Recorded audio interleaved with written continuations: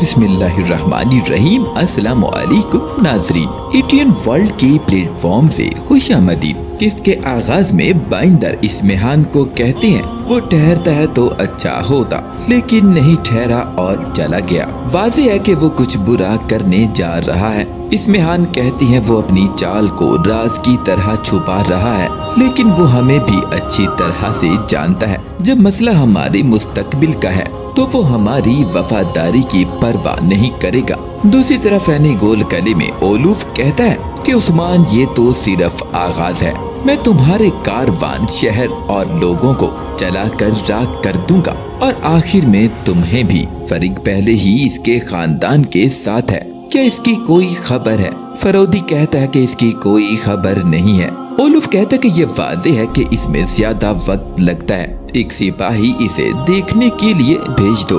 फिर इतने में वहाँ पर अलगन पहुँच जाती है। ओलूफ कहता है कि आप सोच रही होंगी कि मैंने आपको क्यों बुलवाया है।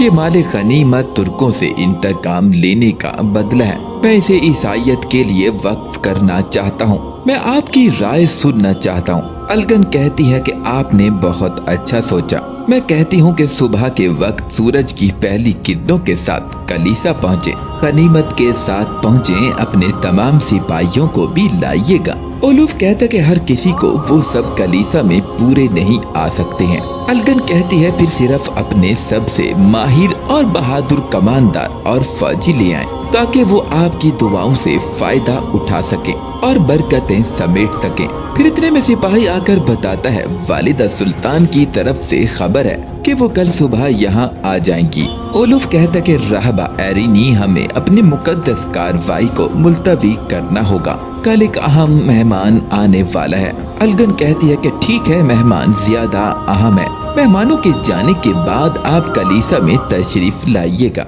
अब आप मुझे इजाजत दें, मैं जाकर थोड़ा आराम करूंगी। दूसरी तरफ यानी शहर में रात का मंजर दिखाया जाता है। उस्मान साहब ने अपने तमाम जंगजुओं को दावत दे रखी होती है। वो ऐलान करते हैं कि कल हमारे यहाँ 2 शादियाँ हैं। शेख साहब फरमाते हैं तुम अपना आधा ईमान मुकम्मल करने वाले हो बेटे, और बाकी का आधा ईमान अल्लाह का खौफ हमेशा अपने दिल में रखने से मुकम्मल होगा। तैमूर कहते हैं आपकी दुआओं का शुक्रिया शेख साहब, अल्लाह हमें अपने रास्ते पर कायम रखे। फिर शेख साहब फरमाते हैं कि अब आपकी शादी और इस पर आपके ईमान दोनों को बरकत अल्लाह पाक देंगे, रब इसे मुबारक करे। उक्ताम्बे भी शुक्रिया अदा करते हैं। शेख साहब फिर फरमाते हैं एक तरफ से अपनी औलाद से दूर होने का अफसोस है, लेकिन दूसरी जानिब ऐसे खानदान का आगाज होगा जो कि एक बाप को खुश करता है। उक्ताम कहते हैं कि बिल्कुल सही फरमाया, मेरी सिर्फ एक बेटी है, अल्लाह ने मुझे बेटे से नवाजा ही नहीं है। फिर बातूर था जो मेरे लिए एक बेटे की तरह था, लेकिन वो शहीद हो गया, लेकिन अब मेरा एक और बेटा बन जाएगा। अल्लाह इन दोनों में बरकतें अता फरमाए। शेख साहब फरमाते हैं दोनों नौजवानों के लिए खानदान शुरू करना बहुत ही अहम मामला है। क्या आप जानते हैं कि जनाबे रसूलुल्लाह सल्लल्लाहु अलैहि वसल्लम क्या फरमाते थे? हाँ अजीजो, निकाह मेरी सुन्नत है और जो मेरी सुन्नत पर अमल नहीं करता वो हमारे तरीके पर नहीं है। तुम शादी करो क्योंकि मैं दीगर उम्मतों पर तुम्हारी कसरत देखकर फख्र करूंगा।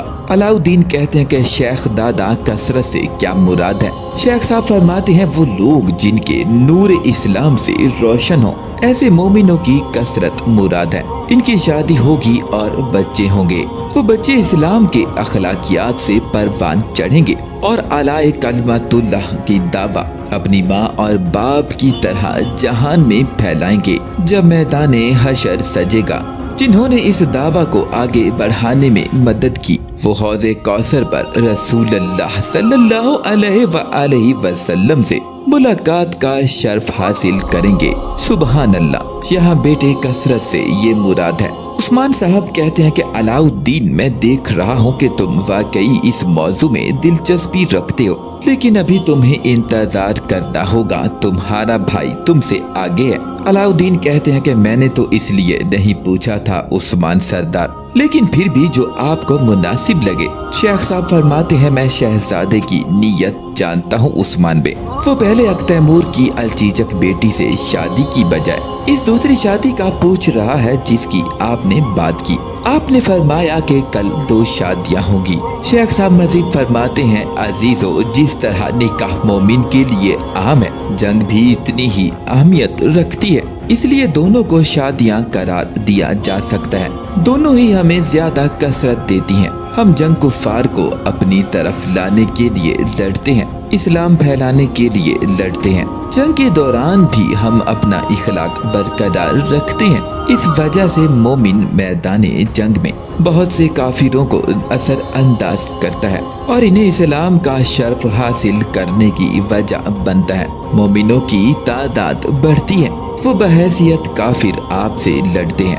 आपका इखलाक देखकर इस्लाम से मुतासिर होकर वो अपने मोमिन भाई बन जाते हैं। लेकिन इनमें से सब नहीं है। कुछ काफिर हैं कि जिनके दिल गुनाहों से स्याह हो चुके हैं। तुम इनसे कहते हो कि वो और सुनते ही नहीं है, आप उन्हें दिखाते हैं और वो देख नहीं पाते हैं। वो तुम्हारे दीन और अल्लाह से जंग करने से हिचकिचाते नहीं है। इस तरह के लोगों के लिए हमारे हथियारों और हमारे दिलों को मजबूत खड़े होने की जरूरत है। शेख साहब मजीद भी फरमाते हैं कि हम जालिमों पर रहम नहीं करते हैं ताकि मजलूमों के हकूक का तहफ़्फ़ुज़ कर सकें।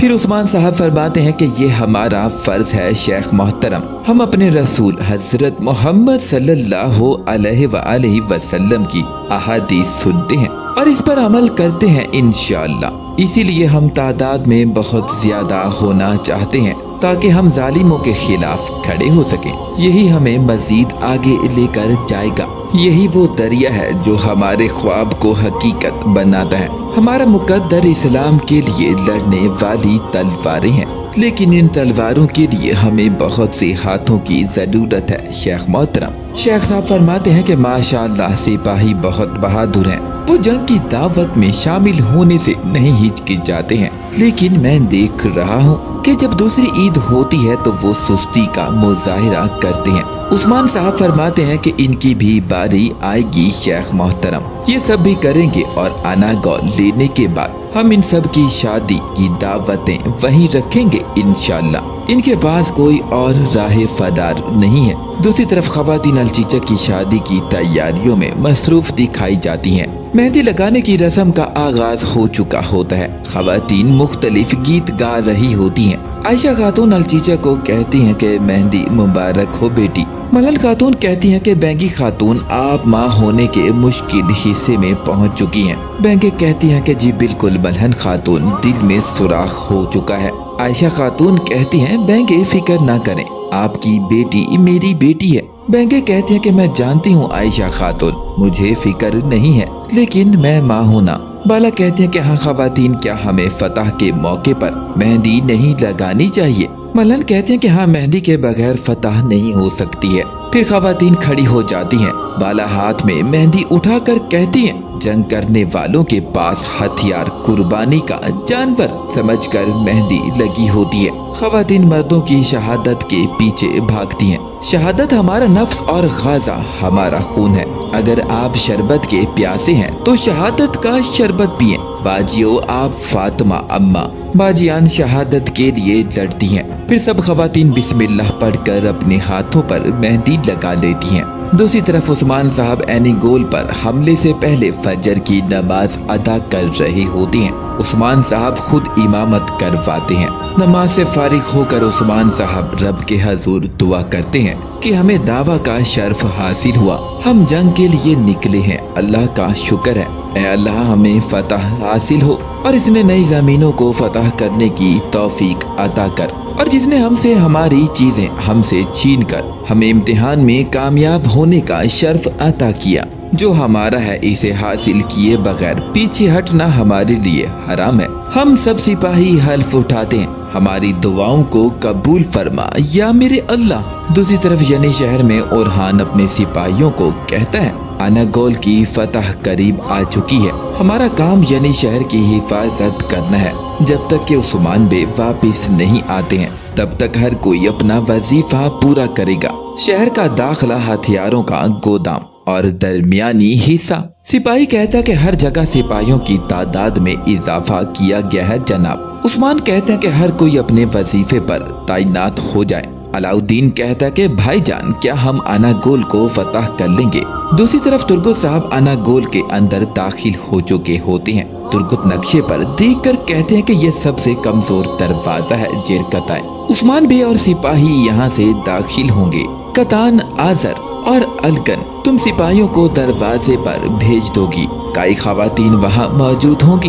جب تم لوگ فوجیوں سے لڑ رہے ہوگے جیرکتائے سپاہیوں کے لیے دروازہ کھول دے گا۔ الگن کہتی ہے کہ کافر پھنس جائیں گے، فکر نہ کریں ترگت بے، میں راہبہ ایرینی ہوں، میں ہر جگہ جا سکتی ہوں اور کوئی بھی مجھ پر شک نہیں کرتا۔ ترگت کہتے ہیں کہ میں سمجھ گیا اولوف کو تم پر پورا بھروسہ ہے۔ آپ اور جیرکتائی کافی عرصے سے کفار کے بیچ موجود ہیں۔ اللہ نے چاہا تو اس قلعے میں کئی جھنڈے دوبارہ سے لہرا رہے ہوں گے۔ اس میں آپ سب کا کردار بہت اہم ہے۔ جیتے رہیے سپاہیوں۔ الگن کہتی ہیں کہ یہ اتنا مشکل نہیں تھا، لیکن جیرکتائی میرے بغیر پکڑا جاتا۔ جیرکتائی کہتا ہے کہ میرے بارے میں بات مت کرو الگن خاتون، ترگت بے سب سے بہتر جانتے ہیں۔ اور ناظرین، اس طرح سے اس ایپیسوڈ کا یہاں اختتام ہوا۔